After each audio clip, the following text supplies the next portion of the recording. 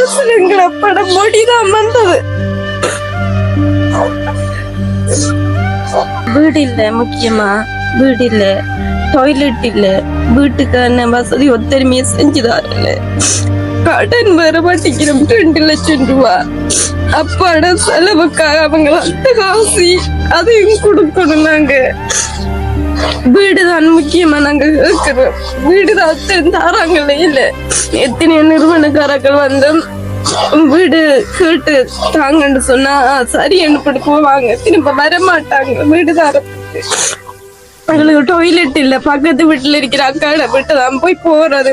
அதுக்குள்ள சாப்பிடணும், உடுப்பு போடணும், மத்த செலவுகள். சில டைம்ல காய்ச்சல் வந்தா ஆஸ்பத்திரி போறதே இல்ல. கடை குளிச வாங்கித்தான் போட்டது வீட்டுல இருக்கிறேன். தங்கச்சி அவ்வளவு அந்த ஏக்கமினே அம்மா தங்கச்சிக்கு அந்த வீடுன்றது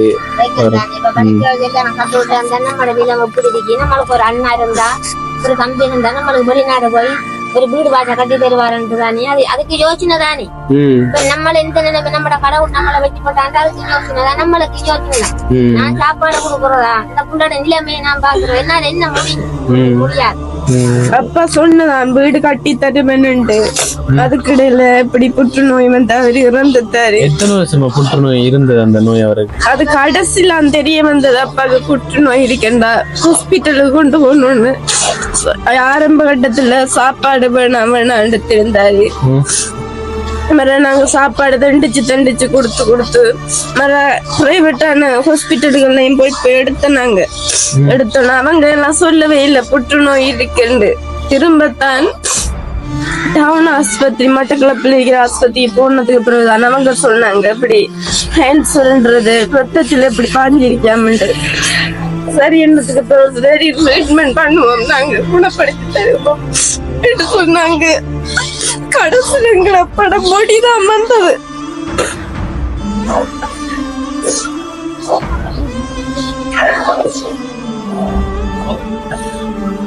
அப்பரிக்கும் போது கொஞ்சம் பிரச்சனை இல்லை. அவரு கொண்டு இந்த வீடு கட்டித்தாருன்னு சொல்றாரு சொன்னவரு. இருந்தாலும் சும்மா சொல்லுவாரு வீடு கட்டி தருவாரு. நான் நல்லா பார்த்தப்ப இருக்கிறவங்களை விட அப்படின்னு சொல்லுவாரு. நம்மளாம் தெரியும் பொம்பளை பிள்ளைகளுக்கு வீடுன்றது முக்கியமானது. அப்ப 20 வருஷமா இப்படியான ஒரு ஓலைக்குடி செய்யலாம் இந்த புள்ள வாழ்ந்து தெரியும். இப்ப அம்மாவும் சொன்ன வளர்ச்செல்லாம் கல் வீடெல்லாம் இருக்கக்குள்ள இந்த ஒரு 20 வயசு பிள்ளைக்கு இந்த ஒரு ஓலைக்குடி செய்யல இருக்கிறதுன்றது கொஞ்சம் மன கஷ்டங்கள். நான் நினைக்கவே இல்லை இந்த பிள்ளையை நான் பேசிட்டு வந்து பார்க்கும்போது பிள்ளைலாம் பேசும், கத்தும், கண்ணீர் விட்டாலும் என்றெல்லாம் நான் நினைக்கவே இல்லை. அப்ப அப்படி சொன்னா ரொம்பவே இந்த மனவேதனைன்றது விளங்குது. இந்த வீடியோ பார்த்து கொண்டிருக்கிறவங்களுக்கு வணக்கம், welcome back to my channel. இப்போ மட்டக்களப்பு மாவட்டத்தில் நிற்கிறேன், சொந்த ஊரான. இப்போ ஒரு குடும்பத்தில் ஒரு அம்மாவுக்கு 4 பெண்கள், 4 பெண்களை கொண்டு ஒரு குடும்பத்தை பக்கம் தான் வந்திருக்கிறேன். கணவர் இல்லை அந்த அம்மாவுக்கு. அவரோட ஒரு மகள் தான் என்னோட தொடர்பு கொண்டாங்க. அந்த அக்காட்டை கேட்போம் நிலவரத்தை. வணக்கம் அக்கா, எந்த வீடியோ பார்த்து எங்களை தொடர்பு கொண்டாங்க? எல்லா வீடியோவும் பார்த்துருக்கிறேன். அம்மா அப்பா எல்லாம் உதவி செஞ்சுக்கிட்டு பார்த்து அவங்களோட தொடர்பு வந்து இந்த வீடு நடக்குதா? நாளைக்கு இதை அவிச்சு விட்டாதான் எனக்கு நாளைக்கு இதை வித்து போட்டு வந்தா எனக்கு நாளைக்கு சாப்பாடு. சாப்பாடு கடை கொண்டு கொடுத்து போட்டு வீட்டு வழியை கொண்டு கொடுத்து போட்டு வந்து பின்னர் போய் காசை வாங்கிட்டு வந்துதான் நாங்க சமைச்சு சாப்பிடுவோம். வீட்டு வழியெல்லாம் போறேன் வந்தெல்லாம் வாங்குறல. சில பேர் வந்துவாங்களா? நீங்க தானே அவட 20 வயது மகள்? இந்த புள்ளைய வச்சு நான் சாப்பாடு கொண்டு இந்த கையால வச்சு இந்த பிள்ளைக்கு நான் சாப்பாடு கொடுத்து கொண்டு. இப்ப உங்களுக்கு எப்படி போதியில வருமானம் வருது? அவங்களுக்கு நாளைக்கு எனக்கு 5 ரூபாய் உழைப்பு. அதுக்குள்ளால தேங்காய் வாங்கணும், எனக்கு சாப்பாட்டுக்கு அரிசி வாங்கணும், அதுக்குள்ளால காஞ்ச கொச்சிக்கா உருளைக்கிழங்கு பருப்பு வாங்கிட்டேன். சொதிக்கின் சம்பளம் அதுல சமைக்கிறதுல நான் அந்த பிள்ளைக்கு காலை சாப்பாடு கொடுத்து போட்டு மிச்சத்தை கொண்டு விற்கிறேன். மதியத்துல எங்களுக்கு இருந்தா சாப்பிடுவோம், இல்லாட்டி இரவையில சமைக்க. அப்படியா? அப்படித்தான் கிடைச்சிது. நீங்க என்ன ஸ்கூல் படிக்கிறீங்களா இல்ல படிப்பு போட்டுப்பீங்க? வீட்டுல தானே இருக்கீங்க? மட்டும் படிச்சு அதுக்கப்புறம் படிக்க வைக்கணும் வசதி வசதி இல்லாமையா இப்ப நின்று உங்களுக்கு இப்ப உங்களுக்கு 4 பொம்பளை பிள்ளைகள் அதுல 3 பேர் கல்யாணம் கட்டிட்டாங்க. அதுல கல்யாணம் கட்டின ஒரு மகளும் இப்போ கொஞ்சம் ஒரு பிரச்சனையோட இருக்காங்களாமேன்னு. அவங்களோட நிக்கிறாங்களா? சரி வாங்க வாங்க வாங்க. அதுக்குதான் முக்கியமா வந்தேன். இப்ப உங்களை நம்மள வந்து இப்ப இருக்கிற வீட்டுல போட்டோ எல்லாம் அனுப்பினாங்க. இப்ப ஒரு வாங்கலாம்க்கா வாங்க தொடர்ந்து வாங்க. இருக்கிறது கதிரையெல்லாம் இருக்கியா? கதிரை இல்லையா? அதான் நான் யோசிச்சேன். அப்ப நான் வீடு எடுத்து போக போல கதிரை எடுத்து தருவாங்க. அப்ப நாங்க வளமையா நின்றுதான் எடுக்கிற வளமையா நின்று நிக்கிற மாதிரி எடுக்கிறோம் நாங்க. இப்ப அப்படியா?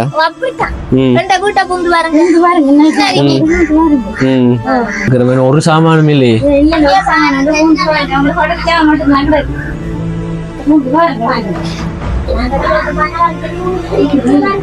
இதான் நாங்களோட அப்பா. இதுல இருக்கிறது அந்த தங்கச்சி 20 வயசு பிள்ளை இந்த அடிக்கிறாங்க.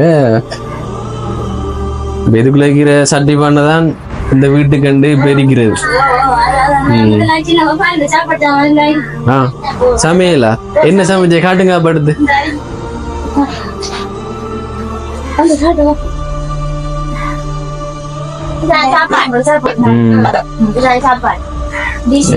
என்ன கறி இது?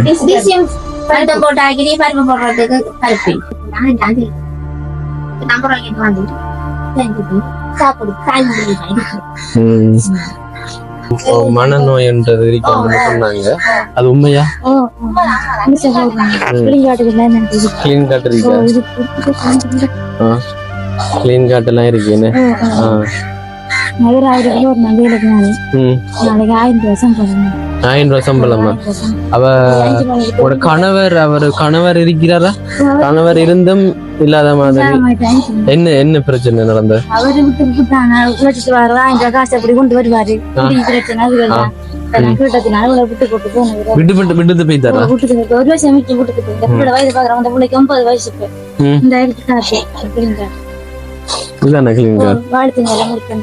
இது மனநோய்க்குரியது. 22 நாளைக்கு டாய்லெட் வசதி எல்லாம் இருக்கா?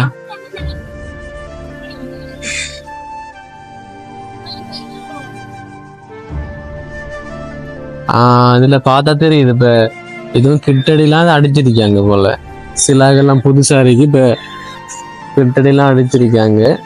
இது என்ன நார்மலா வந்து சும்மா தகரத்தால வளைச்சு அடிச்சு சும்மா ஓப்பனா ஒரு ரூம் மாதிரி இருக்கு. உங்களுக்கு வீட்டுக்கு கொஞ்சம் வசதி தரணும். வீடு கட்டுறதுக்கு ஏன்மா கட்டி தரத்துக்கு திறமை இல்லை. வீடு வசதி இப்ப உங்களுக்கு ஒரு வீடு நல்ல வீட்டுல இருக்கணும்னு ஆசையா? அப்பாவும் இல்லை, எங்களுக்கு ஒரு திறமை இல்லை. அம்மா மட்டும் சமைச்சு இடியப்பம் செஞ்சு சமைச்சு தராகும். இல்லை, வீடு மட்டும்தான் எங்களுக்கு தேவை இப்போதைக்கு, சாப்பாட்டுக்கும் வீட்டுக்கும். வீட்டுக்கான உதவி செய்யுங்கன்னு நான் இது வரைக்கும் சொன்னதில்லை. முதல் முறைதான் இந்த தங்கச்சி இப்படி என்னோட சொல்லும் போது ரொம்பவே கவலையா இருக்கு. அப்ப ஒரு ஆசை, தங்கச்சிக்கு ஒரு ஆசை, அதை சொல்றதுல பிள்ளைல தானே வீடியோ மூலமா நானே கேட்கிறேன். அப்ப உங்களுக்கு கிடைச்ச சந்தோஷமா இருக்குமா? சந்தோஷம் மட்டும்தான் படுவோம். வேற என்னது? எல்லாரையும் போல வீட்டுல நாங்க இருப்போம் தானே. இந்த வீடியோ வந்து போடலாம் தானே. என்ன இப்போ நீங்க முக்கியமா வந்து இப்ப நான் வந்து இப்படி பெண்கள் வீடியோஸ் போடும்போது நிறைய யோசிப்பேன். அப்ப உங்கள்கிட்ட நான் கேட்கிறேன். இப்ப நீங்க வந்து 20 வயது ஒரு பெண் பிள்ளை தானே.